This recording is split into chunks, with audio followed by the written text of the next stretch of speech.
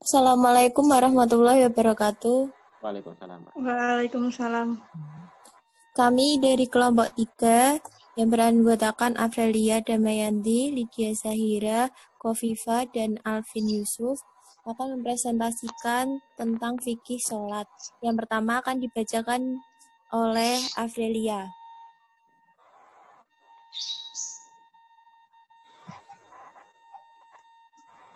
Definisi fikih sholat. Pengertian. Sholat menurut bahasa berarti doa. Adapun menurut peristilahan sholat ialah ibadah taufik yang sudah sangat dikenal, dimulai dengan takbiratul ihram dan diakhiri dengan salam. 2. Syarat dan rukun. Syarat wajibnya sholat bagi seseorang. 1. Muslim. 2. Berakal. 3. Baligh. Syarat sah sholat. 1. Mengetahui bahwa waktu sholat telah masuk. 2. Suci dari hadas. 3. Suci dari najis. 4. Menghadap ke kiblat. Rukun sholat yaitu 1. Niat. 2. Takbiratul ihram. 3. Berdiri. 4. Membaca Al-Fatihah pada setiap rakaat. 5. Rukuk dengan tumak ninah. 6. Iktidal dengan tumak ninah. 7. Sujud dengan tumak ninah. 8. Duduk di antara dua sujud. 9. Duduk tahiyat akhir dan membaca tasyahud di dalamnya. 10. Salam.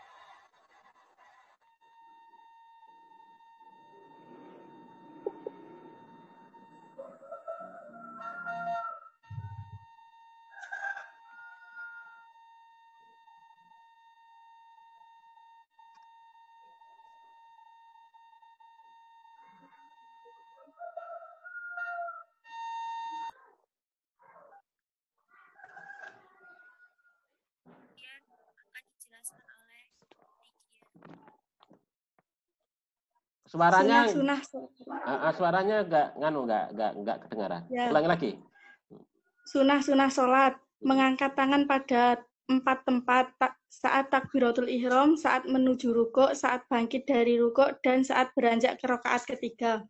Meletakkan tangan kanan di atas tangan kiri, mengucapkan doa iftitah pada rakaat pertama, mengucapkan amin setelah Al-Fatihah, membaca ayat Al-Quran setelah Al-Fatihah pada rakaat pertama dan kedua, takbir intikal,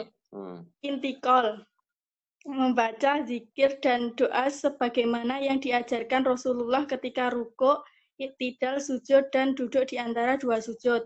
Duduk istirahat, tasyahud awal, membaca sholawat Nabi setelah tasyahud akhir, membaca doa sebelum salam, membaca zikir dan doa sesudah salam. 4. Waktu sholat. Waktu sholat paling utama. Waktu sholat yang paling utama adalah di awal waktu, terutama sholat maghrib, karena ada yang berpendapat bahwa sholat maghrib tidak memiliki waktu muwasa atau berdasarkan hadis Jibril mengimami Nabi SAW. Dikecualikan dari awal waktu sebagai waktu yang paling utama adalah sholat isya, yang mana waktunya yang paling utama adalah tengah malam.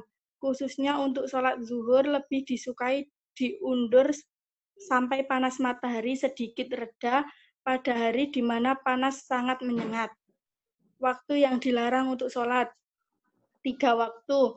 Saat terbitnya matahari sampai naiknya matahari setinggi tombak atau 3 meter. Saat istiwa atau matahari tepat di atas kepala. Kecuali untuk sholat sunnah Jumat dan saat matahari sedang tenggelam. 2. Sesudah sholat subuh. 3. Sesudah sholat asar. Yang kedua yaitu pendapat ulama tentang sholat. Yang pertama di sini ada perbedaan pendapat di gerakan sholat. Yang pertama niat. Niat itu niat di dalam hati dan tidak diucapkan dengan kata-kata. Niat langsung dalam sholat. Yang kedua takbiratul ihram. Menurut Imam Maliki dan Imam Hambali, kalimat takbiratul ihram adalah Allahu Akbar. Allah artinya Allah Maha Besar. Tidak boleh menggunakan kata-kata lainnya. Yang kedua, menurut Imam Syafi'i, boleh mengganti Allahu Akbar dengan Allahu Al-Akbar ditambah dengan alif dan lam pada kata akbar. Menurut Imam Hanafi, boleh dengan kata-kata lain yang sesuai atau sama artinya dengan kata-kata tersebut, seperti Allah Al-Azam dan Allahu Al-Ajal. Artinya Allah yang Maha Agung dan Allah yang Maha Mulia. 3. Berdiri. Apabila tidak mampu dengan berdiri, maka untuk duduk. Bila tidak mampu duduk, maka diwajibkan untuk dengan tidur dengan miring ke kanan. Menurut mazhab, menurut Imam Syafi'i dan Imam Hambali, jika juga itu belum tidak mampu juga, maka harus miring ke kiri. Kalau tidak mampu, bisa terlentang dan menghadap ke kiblat. Kalau tidak mampu juga bisa dengan isyarat kepala dan atau ke depan mata atau kelopak mata, dengan hati dan lisan dengan zikir menggambarkan melakukan sholat. Menurut Imam Hanafi, bila pada tingkat ini tidak mampu, maka gugur perintah sholat dan wajib menggodhonya. Menurut Imam Maliki, bila sampai seperti ini, maka gugur perintah sholat terhadapnya dan tidak diwajibkan menggodhonya. 4. Bacaan. Menurut Imam Hanafi, membaca Al-Fatihah dalam sholat fardu tidak diharuskan, dan membaca bacaan apa saja dari Al-Quran itu boleh. Boleh meninggalkan basmalah karena ia tidak termasuk bagian dari surat dan tidak disunahkan membacanya dengan keras atau pelan. Yang ketiga, ketika sholat itu tidak ada kunut kecuali pada sholat witir. Menyilangkan dua tangan adalah sunnah, bukan wajib. Kemudian menurut Imam Syafi'i, yang pertama, membaca Al-Fatihah adalah wajib, baik pada 2 rakaat pertama maupun pada 2 rakaat terakhir. Basmalah itu merupakan bagian dari surat dan tidak boleh ditinggalkan dalam keadaan apapun. Selanjutnya, saat sholat subuh disunahkan membaca qunut setelah ruku pada rakaat kedua, sebagaimana juga disunahkan membaca surat Al-Quran. Menyilangkan 2 tangan wanita. Menurut Imam Maliki, yang pertama membaca Al-Fatihah itu harus pada setiap rakaat, baik pada sholat fardu maupun sholat sunnah. Bismillah bukan termasuk bagian dari surat, bahkan disunahkan untuk ditinggalkan. Membacaan qunut pada sholat subuh saja. Menyilangkan kedua tangan adalah boleh, tapi disunahkan untuk mengulurkan 2 tangan pada sholat fardu. Menurut Imam Hambali, yang pertama wajib membaca Al-Fatihah pada setiap rakaat dan sesudahnya disunahkan membaca surat Al-Quran pada 2 rakaat yang pertama. Kedua, basmalah merupakan bagian dari surat, tetapi cara membacanya harus pelan-pelan dan tidak boleh dengan keras. Yang ketiga, qunut hanya pada sholat witir, bukan pada sholat-sholat lainnya. Yang 4, menyilangkan 2 tangan disunahkan bagi lelaki dan wanita.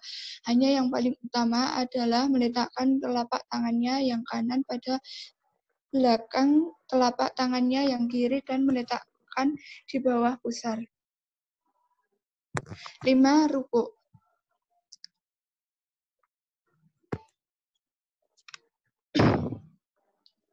Ruku,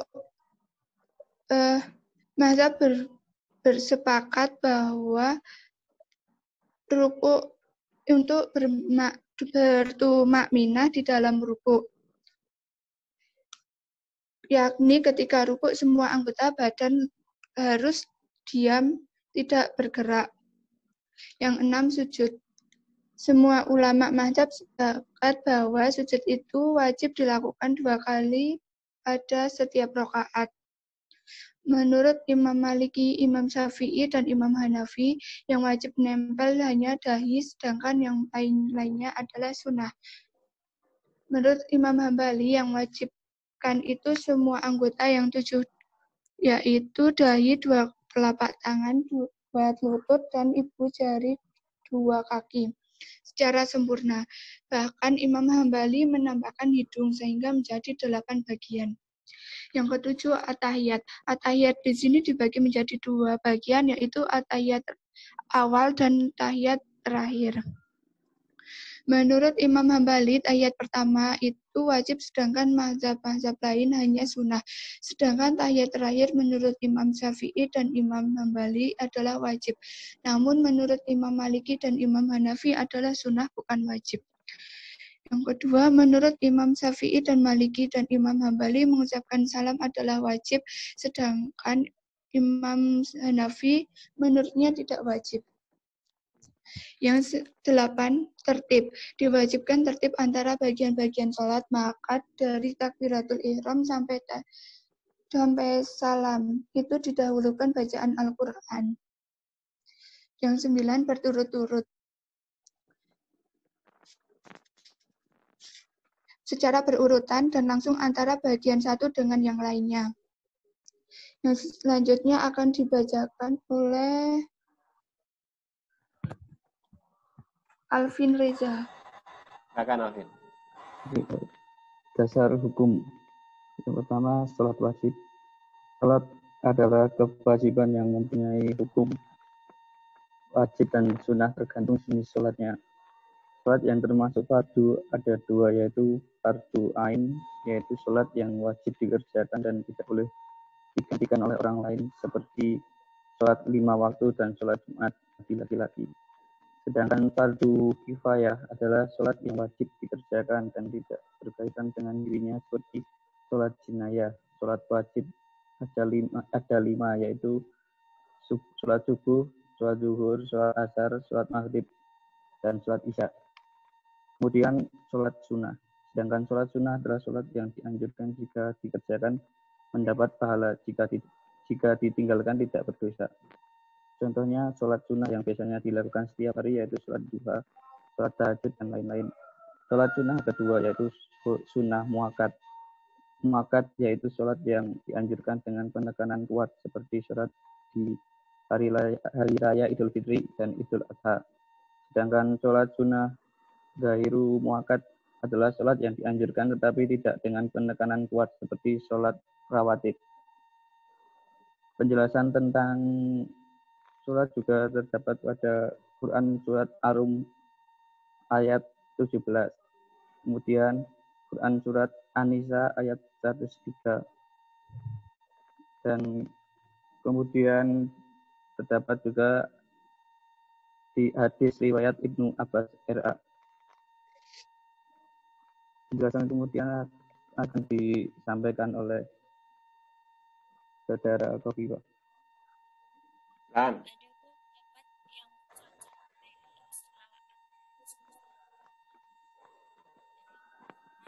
Halo, Kofifa. Gak jelas suaranya.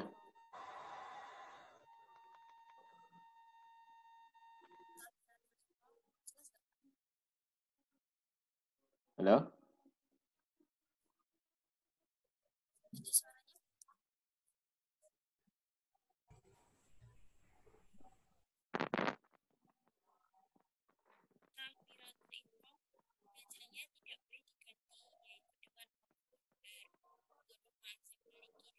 Suaranya nggak jelas. Nggak yang lain. Silakan.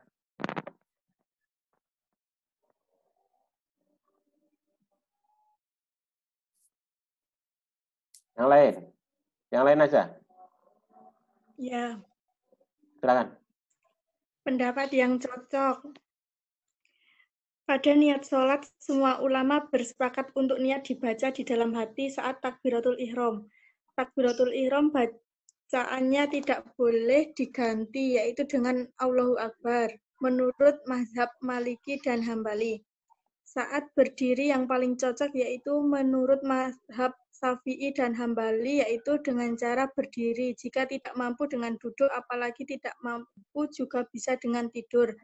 dalam bacaan sholat, yaitu menurut Imam Syafi'i. 1. Al-Fatihah adalah wajib.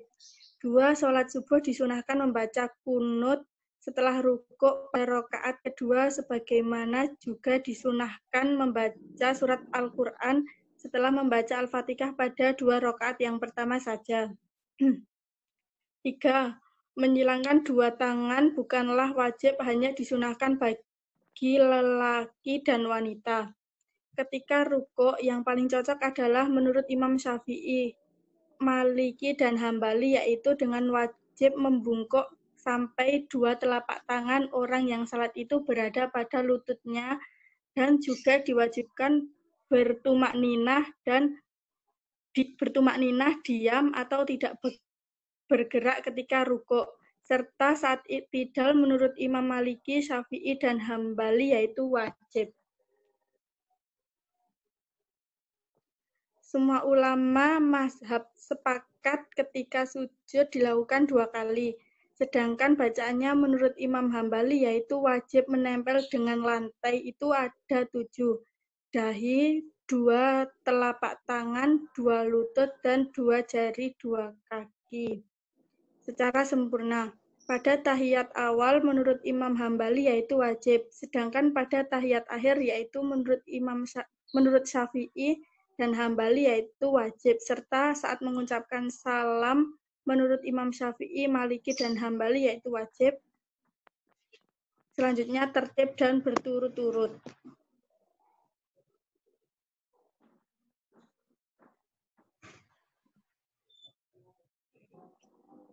Terima kasih dari kelompok kami, dari presentasi kelompok kami. Apa ada yang mau bertanya? Saya mau bertanya. Oke, di close dulu. Saya mau bertanya. Share screen-nya di close dulu. Saya mau bertanya. Pak, saya mau bertanya, Pak. Saya mau bertanya, Pak. Saya mau bertanya, Pak. Ya. Di close dulu share screen-nya. Ya. Ya, Pak. Saya, Pak. Saya mau bertanya.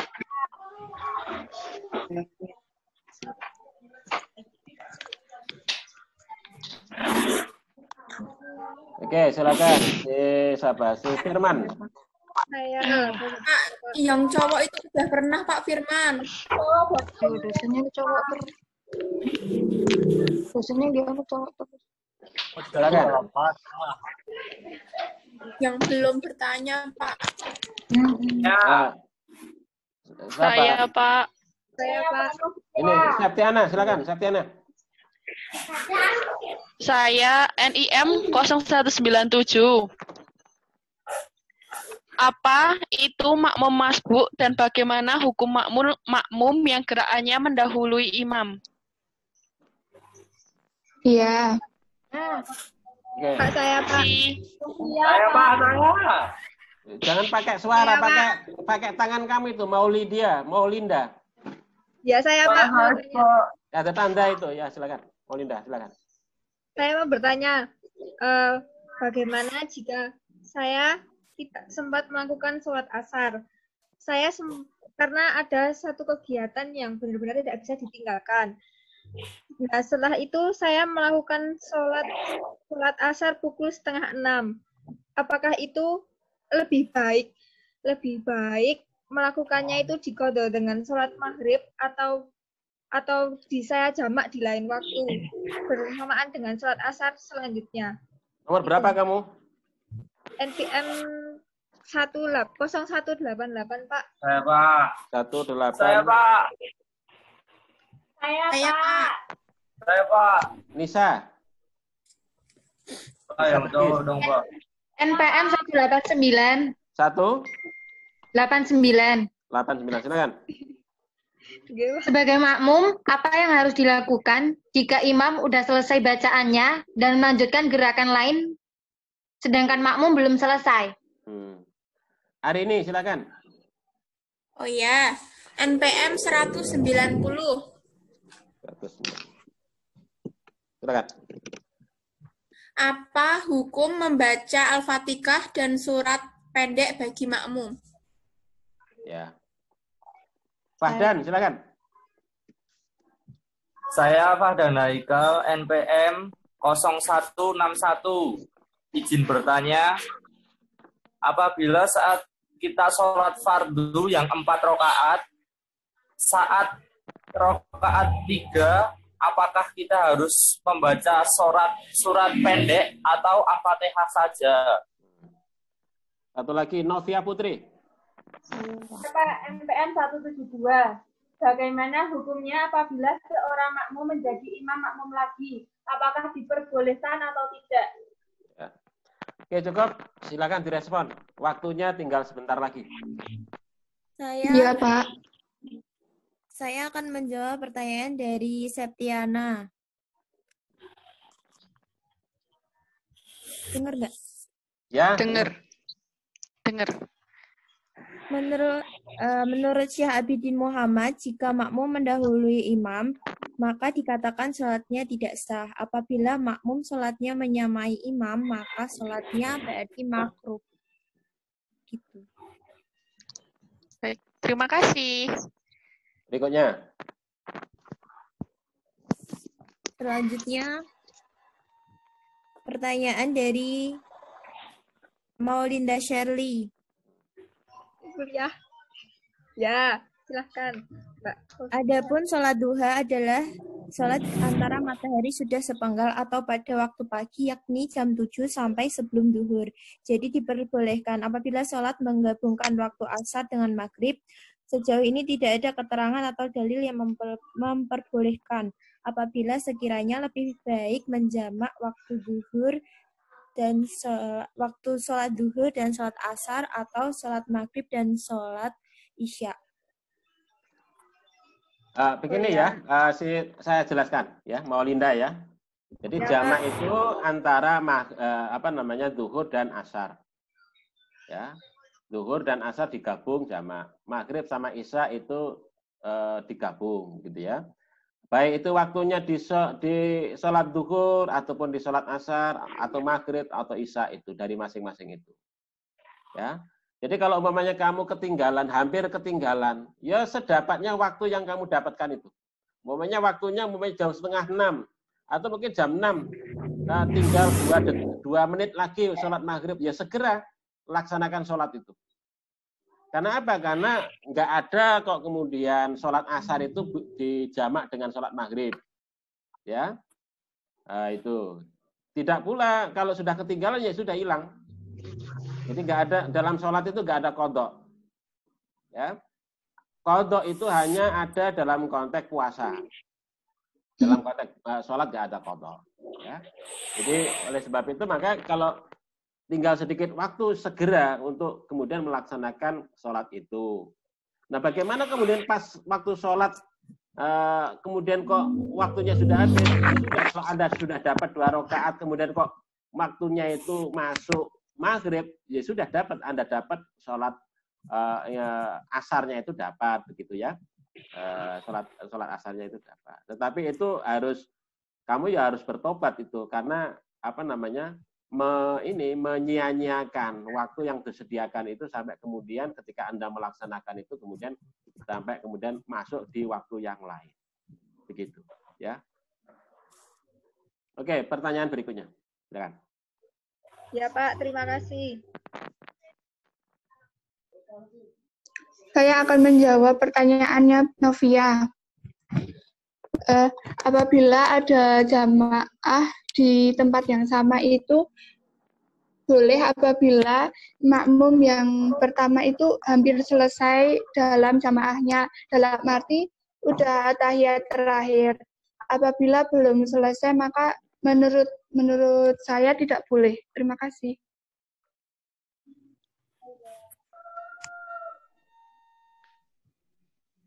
Maksudnya gimana toh penjelasannya?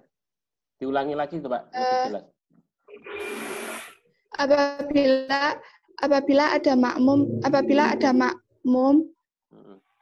Apabila ada jamaah di suatu tempat masjid dan di tempat yang sama itu ada yang jamaah lagi dengan mendirikan imam sendiri gitu loh, Pak. Menurut saya kalau jika sholatnya yang jamaahnya pertama itu hampir selesai, itu boleh jika mendirikan jamaah lagi. Tapi jika yang jamaah pertama itu belum selesai sholatnya, maka tidak boleh, Pak. Iya, betul. Jadi begini, kalau ada jamaah, sudah ada jamaah, maka kita ikut jamaah yang sudah ada. Tidak boleh mendirikan jamaah yang lain dalam waktu yang bersamaan. Gitu ya. Kalau misal tadi sholat kan imamnya selesai, terus kan ada sholat 2 rakaat. Dan juga imamnya itu maksudnya gimana ya? Sudah selesai begitu? Selesai gitu loh, Pak. Jadi kan ada imamnya udah selesai sholat. Terus makmumnya itu kan telat 2 rakaat. Iya. Nah, pas kita ikut imam itu, kan kita telat ikut imam itu boleh enggak? Oke. Makmum. Jadi ya, yang semula makmum gitu ya? Ya. Jadi begini, jadi kalau seandainya kamu sendirian begitu, kalau itu memang ada teman untuk bisa sholat jamaah, itu bisa dilakukan begitu. Walaupun dia awalnya itu sebagai seorang makmum, itu bisa diangkat menjadi seorang imam. Ya, begitu. Oh ya, jadi boleh. Tapi kalau seandainya kamu ada teman yang lain, gitu yang bisa menjadi imam, maka itu lebih utama. Karena apa? Kamu bisa bermakmum berjamaah itu dari awal sampai akhir. Begitu. Ya, kalau ada teman yang lain, maka lebih baik kemudian mendirikan jamaah tersendiri. Karena di situ kan nggak ada jamaah yang lain. Begitu ya. Oke. Oke, selanjutnya, pertanyaan selanjutnya. Silakan. Saya akan menjawab pertanyaan dari Anissa. Sebagai makmum, apa yang harus dilakukan jika imam sudah selesai bacaannya dan melanjutkan gerakan lainnya, sedangkan makmum tersebut belum selesai? Jadi kita harus mengikuti imam sesegera setelah gerakan imam. Namun di sini disarankan agar imam tersebut tidak terlalu cepat dan tidak pula terlalu lambat agar dapat diikuti oleh makmum yang bermacam-macam kemampuannya. Sudah, itu Pak. Iya, betul itu jawabnya. Ya. Oke, selanjutnya. Pertanyaan berikutnya.